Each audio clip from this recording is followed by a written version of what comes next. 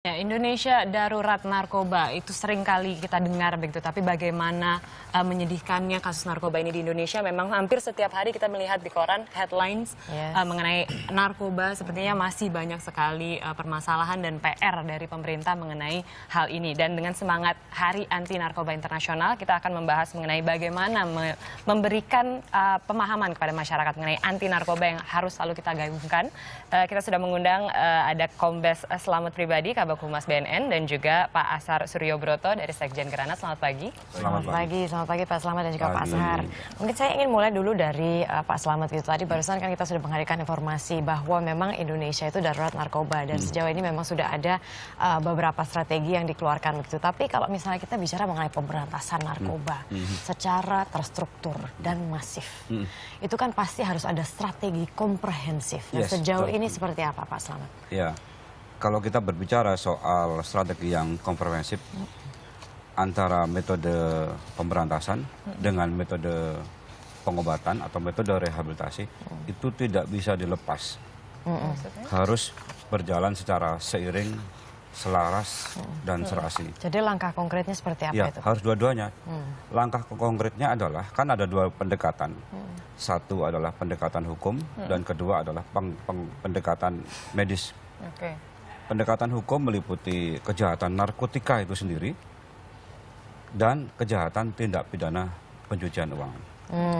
Ketika kita menangkap kasus narkotikanya, idealnya aplikasi implementasi hukumnya itu harus disertakan dengan tindak pidana pencucian uang. Apabila tindak pidana pencucian uang tidak diterapkan sama sekali, maka aset-aset haram ini itu akan digunakan kembali berbisnis narkotika lagi, baik oleh yang bersangkutan maupun oleh kroni-kroninya. Kemudian metode pendekatan yang kedua adalah pendekatan medis, yaitu ini meliputi pendekatan pencegahan. Apabila angka kebutuhan penggunaan narkotika tidak diturunkan, maka percuma melakukan penangkapan, penahanan, pengungkapan. Maka medis, pengobatan, pemulihan, penyehatan itu sebagai faktor penyeimbang dari kegiatan pengungkapan. Supaya apa? Angka kebutuhan, angka keinginan untuk menggunakan narkotika menurun, sehingga pada titik yang paling bawah, kalau sudah pada titik yang paling bawah kebutuhan karena ada pengobatan, maka bandar dan kurir jualannya nggak laku. Berarti kalau misalnya permintaannya menurun juga, nggak ada supply, ada demand begitu supply ya? and demand, penawaran dan permintaan. Baik, kalau dari Pak Ashar, keprihatinan utama gitu yang disoroti terkait dengan narkoba di Indonesia sebenarnya apa sih, Kak? Baik, terima kasih. Saya pertama apresiasi kepada BNN ya, dalam beberapa tahun-tahun terakhir ini banyak sekali peningkatan, tidak hanya melaksanakan program rehabilitasi, tapi program pemberantasan sudah kelihatan, sudah mulai berimbang ya.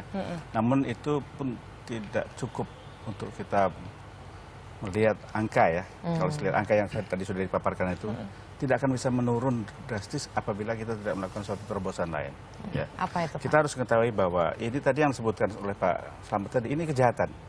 Ya, ini kejahatan. Kejahatan narkotika itu adalah kejahatan yang terorganisir. Ya. Kejahatan yang internasional ya, antar kejahatan yang profesional dan kejahatan yang sistematis. Sistematis sudah jelas lah mulai dari kecil. Nah ini harus dihadapi juga secara demikian. Ya, betul-betul. Jadi kita tidak bisa ada dengan apa namanya sekarang ini dengan manual seperti ini tidak bisa. Cara biasa-biasa. Jadi apa yang disarankan gitu, Pak? Gini, satu hal yang sudah kita lihat bahwa angka kejahatan, angka tadi sudah angka rehabilitasi, upaya rehabilitasi sudah cukup baik ya. Dari 4 juta itu sudah, kalau nggak salah ada program 100.000 ya. 100.000 artinya yang 3 juta sekian itu jadi masih menjadi sasaran, masih ditarget dari supplier. Ya. Artinya apa? Supply ini harus juga dipotong. Nah sekarang paling berat ini supply. Sepanjang kalau beberapa tahun yang lalu kita melihat bahwa penangkapan itu penyitaan banyak sekali di airport, sekarang sudah tidak ada. Ya, bandara sudah sepi. Sekarang lewat laut. Laut itu mulai pantai Aceh Timur sampai dengan Papua itu semua rawan. Nah, dan sekarang masuknya narkotika itu dari luar. Kokain, heroin, dan morfin itu dari luar. Yang dalam negeri ini ganja kan. Itu semua melalui pantai. Nah, semua pantai, jalan-jalan tikus itu rawan semuanya. Berarti untuk mengetatkan keamanan di pantai. Jelas, ini saya kira, bukan hanya BNN, bukan hanya Polri, bukan hanya kita. Kita inginkan seluruh lapisan masyarakat, terutama para stakeholder-nya ya. Stakeholder ini kan para pengaman sebetulnya yang harus diutamakan kan. Pemerintah dalam ini ya. Entah TNI Angkatan Laut, entah Polri, siapa saja yang punya pemangku-pemangku kepentingan ini harus betul-betul ada di depan, garis terdepan. Ya. Saya berikan contoh seperti Ibu Susi, ya, kelautan ya, itu sudah drastis, itu bagus sekali. Jadi itu kan terobosan. Ini pun harus demikian, paling tidak dia mengurangi. Dan yang satu lagi tadi disebutkan oleh Pak Slamet bagus, bahwa selama ini banyak sekali sudah harus penangkapan, tapi ada satu hal yang dilupakan. Apa, Pak? Yang namanya money laundering ini ya, pencucian uang ini tidak tuntas. Dan ini masih didiamkan. Dan ini apapun namanya dia ditangkap, kalau itu masih berkeliaran di luar, ini yang katakanlah ini yang menjadi diedarkan terus menerus. Jadi proses pemiskinan itu harus betul-betul nyata. Dan itu ada di undang-undang. Ya, pemiskinan bandar gitu maksudnya? Semua pemiskinan kejahatan ini, hasil kejahatan ini. Ya. Jadi si pelaku tangkap, barang buktinya mana, hasil kejahatannya mana, dan semua urus ke belakang, hartanya mana, itu harus dimiskin. Kalau tidak, 137 Undang-Undang Nomor 35 ada. Itu sudah diatur sebetulnya. Sudah ada. Nah ini saya ingatkan kembali, ya saya apresiasi lah bahwa hasil penangkapan dan semuanya itu sudah cukup baik. Tapi ini belum dilaksanakan. Lantas apa yang menyebabkan itu belum terlaksana? Ini kan, saya ingin mengingatkan, kami kan dari unsur masyarakat kan, mengingatkan kembali para pemangku kepentingan, terutama para aparat penegak hukum, laksanakan. Oke, Pak Slamet mau menanggapi? Ya. Mengapa ini belum jalan gitu Pak? Padahal dasar hukumnya sudah ada gitu. Kalau dipakai sebenarnya akan efektif. Undang-undangnya sudah memerintahkan. Pasal 137 itu adalah dalam rangka perampasan aset, penyitaan aset. Apa yang dikatakan oleh Pak Asad tadi, pemiskinan. Endingnya adalah pemiskinan. Dimiskinkan pada titik paling terakhir. Karena semua harta diambil. Yang titik kelemahannya adalah bagaimana para penegak hukum ini belum mengaplikasikan pasal 137 itu beriringan dengan pasal-pasal yang lain. Masih ada penegak hukum yang belum menerapkan ini. Kenapa, Pak? Saya kurang tahu. Apakah kurang paham soal tindak pidana pencucian uang atau memang di mana tindak pidana uang itu harus ada ketelitian, perlu waktu. Apakah ada kepentingan di sana, Pak? Tidak bisa menjawab saya soal itu. Mungkin pengertian, keterampilan, pemahaman soal agar pasal-pasal misalnya 114, pasal 112 diiringi dengan pasal 137 tentang penyitaan aset. Lantas ini bagaimana menyeragamkan itu Pak? Kalau misalnya memang sebenarnya dasar hukumnya sudah ada kan nggak bisa dibiarkan begini terus ya? Oke, undang-undangnya sama. Tapi implementasinya tidak sama, seperti yang disampaikan oleh Lalu kemudian siapa yang bertanggung jawab untuk memberitahu bahwa mensosialisasikan harus dipakai loh? Beberapa waktu yang lalu, Menkumham Pak Yasona menyambangi BNN, bahkan 2 kali dalam tempo 2 bulan datang ke BNN, membicarakan salah satunya ini khusus soal pencucian uang, di samping soal penuhnya lapas. Nanti akan sekarang dalam proses bagaimana proses legal draft perancangan peraturan soal keharusan mengaplikasikan pasal-pasal pencucian uang apabila fakta dan bukti ditemukan. Kalau fakta dan bukti ditemukan, maka penegak hukum wajib menerapkan pasal 137 kecuali kalau tidak ada faktanya. Misal dia tidak bekerja secara profesional, tapi hartanya melimpah. Kemudian di dalam rekening dia ada indikator transaksi yang mencurigakan, baik mengirim maupun menerima dalam rangka peredaran gelap narkotika, dalam rangka transaksi narkotika. Maka tidak ada pilihan lain, pasal 137 harus diterapkan. Oke, bagaimana memastikan ini desakan dari Granat begitu Pak, sebagai aktivis gitu Pak Asar, untuk benar-benar implementasi ini dilakukan oleh pemerintah? Ya, tugas kami memang itu ya. Misi kami itu membantu pemerintah. Ini kan membantu juga, mulai dari pencegahan, pemberantasan, penegakan hukum, sampai kepada pelaksanaan putusan hakim pun kita membantu. Dengan mengingatkan tolak gerasi, dengan mengingatkan laksanakan itu membantu pemerintah. Kita ingatkan. Pengawasannya? Pengawasan, ya. Mengawasi ya. Oh ya, pengawas kami mengawasi mulai dari penyelidikan sampai pelaksanaan putusan hakim. Dan ini semua relawan ya, relawan yang tersebar seluruh Indonesia nih.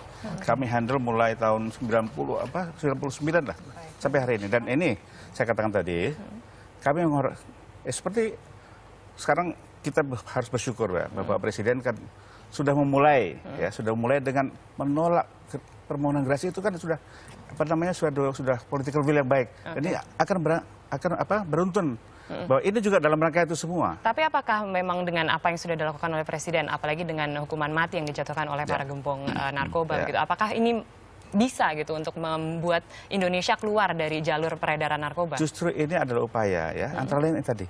Sebab kita dalam setiap seperti setiap peringatan Hari Anti Narkotik, ini bukan hari ulang tahun, bukan ya.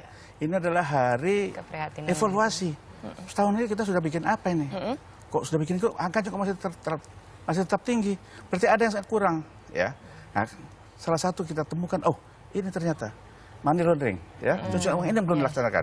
Berarti itu adalah akar permasalahannya. Salah satu itu. Kemudian juga tadi pencegahan juga harus kan, pencegahan tadi pantai-pantai itu kan harus diperhatikan. Kemudian kalau sudah masuk peredaran itu juga berat. Ketika penegakan hukumnya juga itu tadi kok masih ada lagi ini. Kalau bicara mengenai narkoba, kita juga ingin bicara mengenai rehabilitasi, Pak. Kemarin itu kan baru-baru ini bahkan Menkumham kita Yasona Lawli itu menggelontorkan sebuah ide. Bagaimana kita mungkinkah kita memberikan pembebasan bersyarat terhadap 20.000 terpidana narkoba yang sebetulnya bisa direhabilitasi. Nah, ini menimbulkan pro dan kontra. Tanggapan Anda berdua mengenai hal ini, Pak Slamet?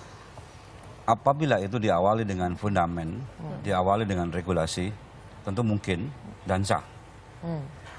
Jadi seseorang warga binaan untuk mendapatkan pembebasan bersyarat itu memang ada tahapan-tahapan dan ada dasar hukumnya.